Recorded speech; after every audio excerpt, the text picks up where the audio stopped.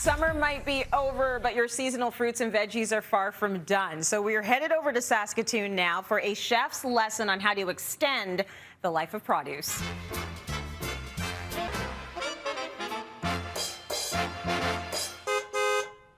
Chef Dale MacKay is joining us now. It's been a while, my friend. I'm so happy to have you back. And we are talking about pickling. Pickling is something that you love to do, right?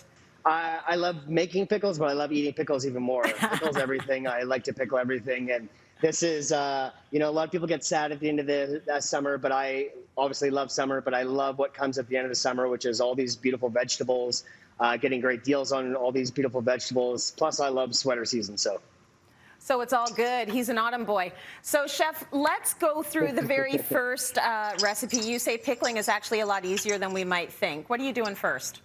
Pickling is basically the same from pickle to pickle. Generally, you're going to have a vinegar and your sugar kind of ratio to kind of have some sweetness and some sour, obviously. And then really you just introduce other flavors you like. In this bread and butter pickle, we're going to have some onions and some garlic. That's one of my favorite parts of bread and butter pickles is those onions. And then I'm going to pour over my hot vinegar and sugar liquid, which is there. And then I've got some turmeric in there. I've got some peppercorns in there, some mustard seed in there. As you can kind of see, it's got a really nice color. And it's going to sit there. And bread and butter pickles are delicious because they have a little bit of sweetness, not just sour. One tip that I do with cucumbers specifically is a lot of recipes will call for salt, but I like to take that salt and salt the actual cucumbers first, let them sit for about an hour. And I found over the years that helps kind of give a really long-lasting crunch. It's almost like making kimchi or sauerkraut. So it kind of helps it kind of conserve the crunch. I love that. Like, if this was real life, how long would it be waiting in that pickling substance? Bread and butter pickles, because we're slicing them reasonably thin, after a few days you can even eat them. So it's almost more like a fresh pickle. But I also have some of these that my mom made, which are bread and butter pickles, and they'll last obviously for years, if you jar them like that. And then this is something that basically we pickle at the restaurant and we use almost, 2 days later. So this is turmeric and vinegar and sugar and some peppercorns. And then we just put that over cauliflower and we put it in there hot. And we also have some coriander seeds in here. As you can see how beautiful of the color that is. And we can let this sit and then in the fridge for a few days in a container, and they're pretty much good to go from there even. That's amazing. So that's cauliflower with turmeric. Now, I don't know why you wouldn't love turmeric, but if someone else wanted to replace it with something else, any other spices you'd throw in there to substitute? Yeah, turmeric is more for pickling. I find is almost more for color. There's a little bit of flavor, but there's not a ton of flavor from turmeric. And so realistically, I rely on things like, cumin or coriander seeds or different peppercorns. You can really put anything you want in there. That's why pickles are great. I love putting, chili flakes in there. Sometimes you have a little bit of hotness in with your pickles, which is really, really nice.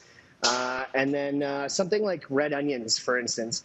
It's not really a classic kind of pickle that everyone kind of thinks about, but it's such an easy pickle. You just take your pickling liquid, you pour that over top of some sliced red onions and just let that sit. And you get such a beautiful color from the natural red onions. And they're great on sandwiches. They're great for a garnish with cheese or anything like that. So it doesn't always have to be like a long-term pickle things. These red onions will be good to go within a day. Okay, I would be so about those red onions. I'm an onion fanatic, especially the red onions, but pickled, that's phenomenal. And it really adds that little bit of punch right to a sandwich. So I understand you and your brother are quite competitive about the pickling. Like, you love your mom's pickling. Let's talk a little bit about that. Yeah, pickled carrots are a thing in my family. We always grew lots of carrots growing up. We'd always try to eat all the carrots even before they pickle because we love baby carrots. But my mom makes amazing pickled carrots, and she allocates specific amounts of jars to each one of us. And we used to get them in our stockings for Christmas even because those olives, we're a big pickle family. But me and my brothers will sneak into each other's houses and we'll steal each other's jars of pickles and then take pictures and send them to each other and eat all of our carrots. And you're like, sucker, I took your pickled carrots. I love that. And you know what? Exactly. Once they're gone, they're gone. Once they're gone, they're gone. Your mom must be so happy about that. Like, my mother gets very happy when we love her food. So it's that's love, right? It is.